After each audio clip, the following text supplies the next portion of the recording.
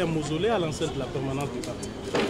Compte tenu de leur mauvaise volonté, ils ne veulent pas accéder à notre demande. Il y a déjà une date arrêtée pour le rapatriement du commissaire. Non, mais cela ne peut pas être déterminé si nous ne sommes pas encore mis d'accord sur les lieux où devait être enterré le président. Est-ce qu'il ne risque pas d'être enterré en Belgique en attendant, vu la loi belge?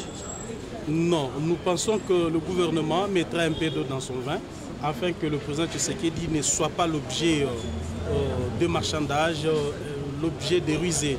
Nous voulons qu'il soit enterré avec dignité et le gouvernement congolais a tout intérêt à faire en sorte que Tshisekedi soit honoré. Un mot peut-être sur l'attaque contre la paroisse Saint-Dominique. La majorité vous a accusé d'avoir, certains de vos militants d'avoir attaqué cette paroisse. Que répondez-vous? Vous savez, Madame la journaliste, que l'UDPS est un parti non violent. Nous avons milité il y a de cela 35 ans. Nous n'avons jamais prôné la violence comme mode d'expression.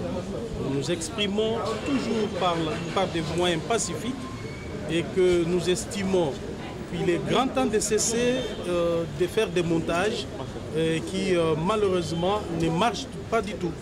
Ce ne sont pas nos militants qui l'ont fait parce que vous allez comprendre que cela s'est passé simultanément et à Kinshasa et à Kananga. Et la nuit, nos militants s'expriment pendant la journée. Lorsqu'on a des revendications à faire à l'UDPS, nous les faisons pendant la journée et pas pendant la nuit. Nous avons connu des situations pareilles où le pouvoir entretient des milices, des koulouna partout, et ils font des histoires pour mettre ça sur le dos de nos combattants. C'est faux.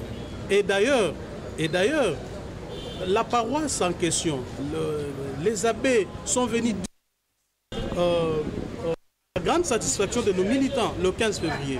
S'il y avait un problème vis-à-vis de l'Église catholique, ces abbés seraient agressés dans l'enceinte de notre permanence.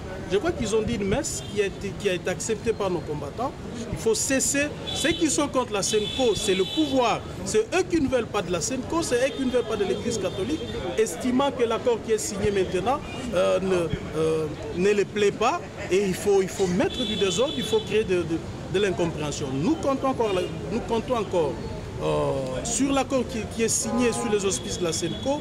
Nous faisons notre confiance à l'Église catholique et nous regrettons, nous d'ailleurs, pour ce qui s'est passé, nous présentons des excuses à l'Église catholique et nous leur disons que ceux qui ont fait cet acte sont contre l'accord du 31 décembre et ils ne l'emporteront jamais.